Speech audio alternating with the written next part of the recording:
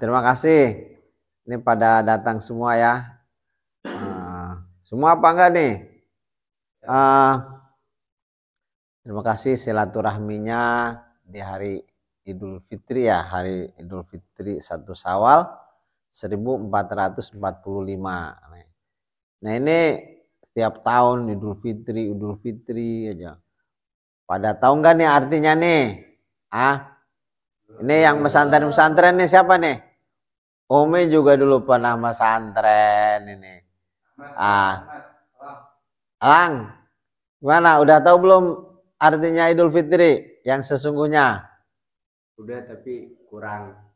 Waduh, berarti harus diulangi. Boleh nggak nih kita sambil ini makan makanan apa nih? Ya, cemilan sambil ngobrol masalah Idul Fitri.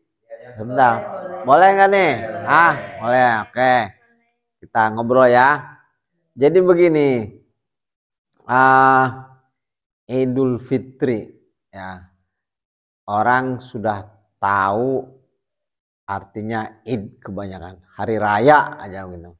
Tapi arti yang sesungguhnya Id itu adalah hari di mana orang-orang itu berkumpul dan di situ bersatulah segala energi ya, segala kekuatan dari berbagai elemen, dari berbagai lapisan, baik itu sosial, ekonomi dan lain sebagainya.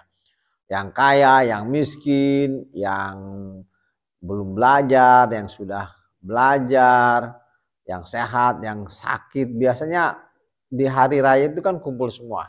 Nah, itulah hari Id, ya hari raya. Nah, tapi kenapa kok disebut Id? Ya, kenapa enggak disebut haflah gitu? Kalau dalam bahasa Arab kan ada perkumpulan kayak hajatan itu disebut haflah ya. Padahal kan kayak Idul Fitri itu kayak semacam haflah juga itu. Karena orang kumpul bersukaria kayaknya kan begitu. Nah, tapi di sini disebut Id. Kenapa? Karena memang dia akan kembali lagi itu terjadi, akan kembali lagi dilaksanakan dan terus kembali setiap tahunnya. Ya, jadi di situ disebutlah Id. Nah, kemudian dalam Islam itu ada 2 hari raya, Idul Fitri dan Idul Adha. Ya. Nah, sekarang ini Idul Fitri. Kenapa disebut Idul Fitri? Nah, karena supaya kita itu kembali kepada fitrah. Nah, ini kita sering mendengar fitrah gitu.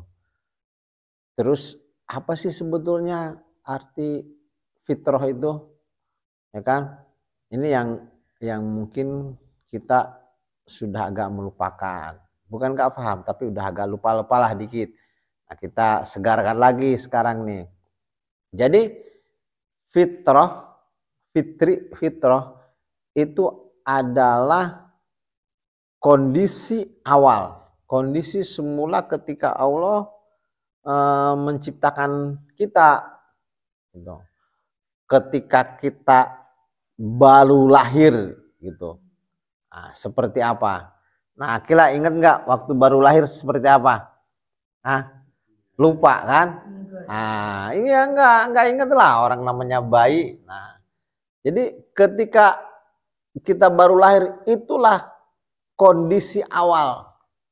Maka ada disebutkan di situ kullu mauludin yuladu alal fitrah. Setiap orang yang dilahirkan maka dia lahirkan dalam kondisi fitrah. Apa sih fitrah? Apa kaya, apa harus dizakat fitrahi kan begitu. Artinya di situ adalah dalam kondisi yang Allah ciptakan dengan kondisi semula begitu. Ya Allah menciptakan dalam diri manusia itu ada marah, ada suka, ada benci, ada senang, ya kan? Ada dan lain sebagainya lah. ada sifat baik, sifat buruk, tapi sebetulnya yang Allah siapkan adalah sifat baik. Nah, buruk itu karena terpengaruh oleh iblis, dan memang Allah izinkan iblis untuk menggoda manusia untuk ke arah yang buruk. Tapi fitrah itu adalah kondisi awal yang Allah ciptakan. Jadi misalkan begini nih, kalau ini nih ini kan udah pada senang motor, mobil ya. Nah, ketika dikeluarkan tuh mobil atau motor dari dealer, dari pabriknya, ya kondisi semulanya udah seperti itu, diciptakan. Nah, ada ban dan lain sebagainya, gitu kan.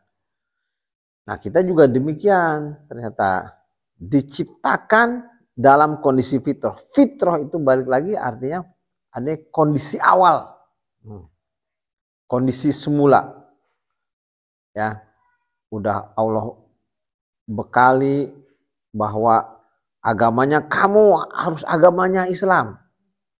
Kemudian udah Allah bekali memori kita, nah kepintaran kita sudah kita Allah ciptakan, udah siapkan. Nah, itulah fitrah. Nah, kemudian sekarang nih Idul Fitri, hari raya fitrah. Artinya apa? Supaya orang-orang ini kembali ke kondisi awal. Ingatannya, kondisi awal, akidahnya, keimanannya. Karena apa? Karena sesungguhnya waktu kita dilahirkan itu kita sudah iman kepada Allah Subhanahu wa taala.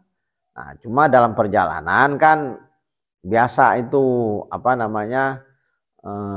ada ya kelalaian dan sebagainya yang sehingganya agak menutupi rasa fitrah itu. Maka setelah kita puasa 1 bulan, sebenarnya puasa itu adalah training ya, kursus 1 bulan atau training, kursus, atau kamu boleh dikatakan pembersihan, pencucian. Nah, kembali ya, pencucian, dicuci kembali. Kalau mobil itu kayak di steam ulang gitu. Nah, itu selama 1 bulan kan kita di bulan Ramadan suruh puasa, kemudian lagi sholat lail, kemudian lagi tadarus, ada lagi itikaf, semua itu dalam rangka mengembalikan ingatan kita, mengembalikan keimanan kita kepada fitrah. Nah, maka kullu mauludin yuladu alal fitrah.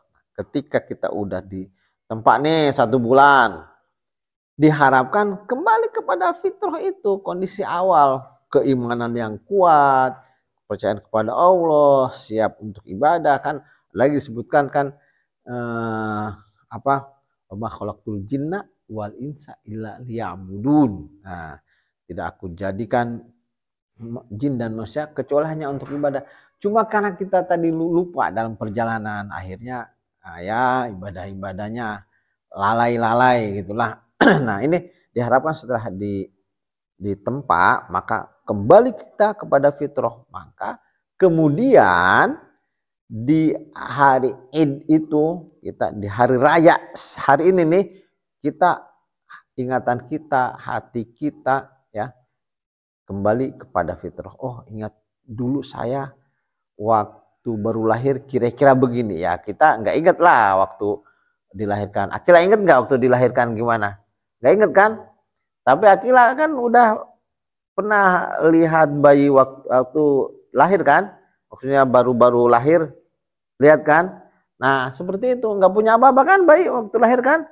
Nah, kita hari ini diperintahkan kembali untuk mengingat bahwa kamu waktu lahir dulu nggak punya apa-apa. Gitu, sama juga. Akila waktu lahir nggak punya apa-apa loh kan gitu. Nggak pakai kerudung kayak sekarang, nggak punya apa-apa. Kalau toh di pakai baju itu kan dari Umi, ya kan? Akil aja nggak ingat. Nah sekarang dikembalikan kita semua, apalagi ya Akil aja begitu, apalagi Abi ini kan, saya nih yang lebih senior dari kalian, ya pasti lebih banyak lah kelalaian-kelalaian. Maka hari ini kata Allah kembali ke fitrah di Idul Fitri. Nah, di hari raya Idul Fitri dalam kondisi yang kita berkumpul, kondisi sukaria, karena sebenarnya sukarianya itu harus lebih kepada bersyukur, bukan sukaria apa namanya lebih kepada pemubadiran tabdir, tidak, tapi merasa legowo. Alhamdulillah, mudah-mudahan kemarin training kita 1 bulan sudah kita lalui dengan baik dan kita hari ini bersyukur. Mari kita kembali ke fitrah, mengingat kondisi kita dulu gimana waktu kecil gitu kan, keimanan kita kepada Allah Subhanahu wa taala. Nah, itu Idul Fitri yang harus diingat-ingat. Maka karena pada waktu kita dilahirkan dalam kondisi fitrah itu tidak punya dosa antara lain, ya. Bukan cuma tidak punya apa-apa dalam artian harta, tetapi dosa juga nggak ada. Ya namanya orang baru lahir nggak punya dosa. Nah, diharapkan hari ini begitu. Nah, ini kalian nih, alhamdulillah nih Ahmad ya, bisa datang ke sini ya, mudah-mudahan dalam rangka menghapus dosa.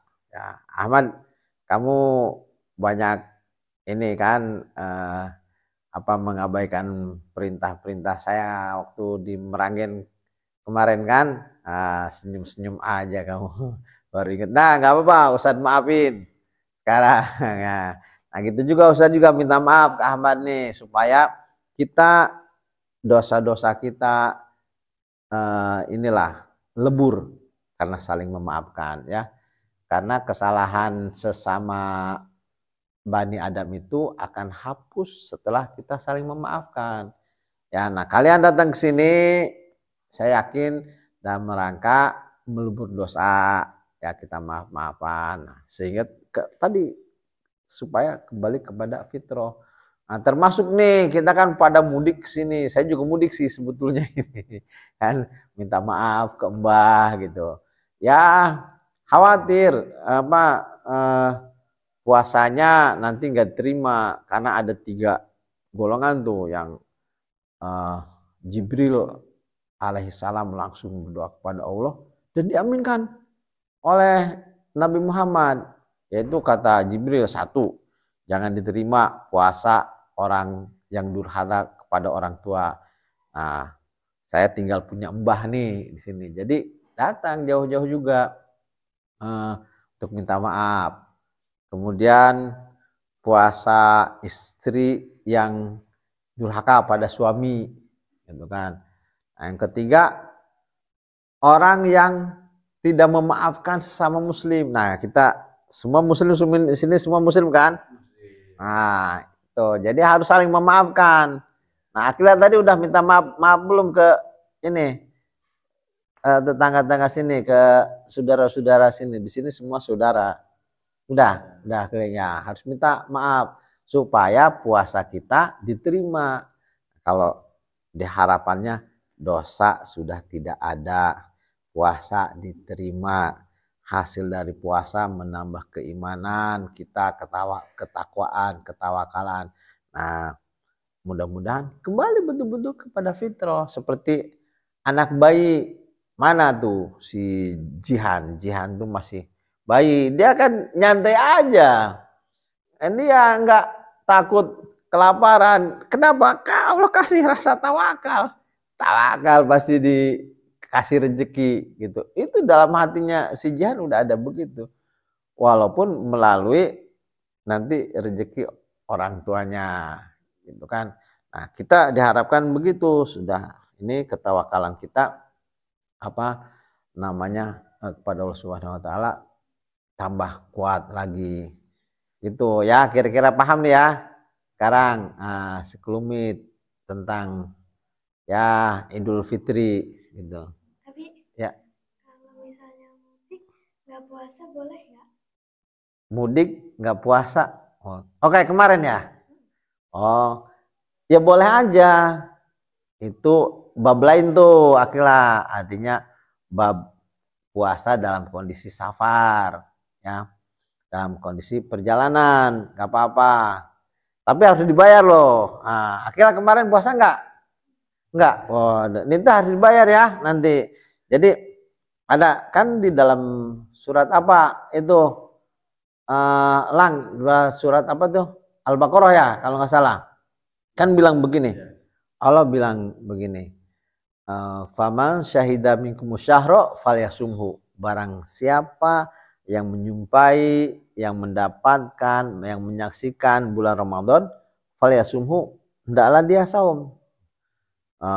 Tapi dilanjutkan di dalam ayat itu, wa man kana maridon au ala safarin. Barang siapa wa man kana maridon au ala safarin fa iddatun min ayyamin ukhra. Barang siapa yang dalam kondisi sakit atau dalam kondisi perjalanan, safar itu perjalanan ya. Fa iddatun min ayyamin ukhra, maka hitungannya artinya menggenapkan itu haklah besok harus digenapkan ya. Min ayyamin ukhra, digenapkan pada hari-hari selain bulan Ramadan. Artinya nanti nih setelah Lebaran, setelah kita pulang lagi ke sana, nanti bayar tuh puasanya ya. Berapa hari? Sehari ya kemarin Jong. Berarti sehari harus dibayar. Gitu. Kalau sakit juga begitu, tapi sakit yang kira-kira nggak kuat ya dalam kondisi safar. Tapi kalau kita puasa kuat, khairul lakum kata Allah, lebih baik. Kalau kemarin Akila kuat tuh tetap puasa, Abi kan kemarin tetap puasa. Khairul lakum itu akan lebih baik. Nggak apa-apa, mau buka mau puasa nggak apa-apa. Itu mengikuti kemampuan kita. Nah itu enaknya agama Islam. Itu jadi nggak dipaksakan, ya paham ya. Tapi jangan pura-pura safar terus nggak puasa ya. Akila gitu. Ini yang lain juga nih anak-anak Muslim ini yang pura-pura safar, tahu-taunya nggak puasa. Dan safar itu juga ada ininya, ada apa namanya? Ada jaraknya. Yang paling sedikit ulama mengatakan yang paling dekat perjalanan sejauh 5 kilo.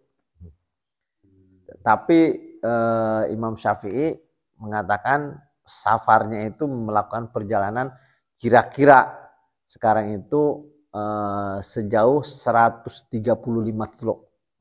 Ya udah range antara 5 sampai 130. Terserah.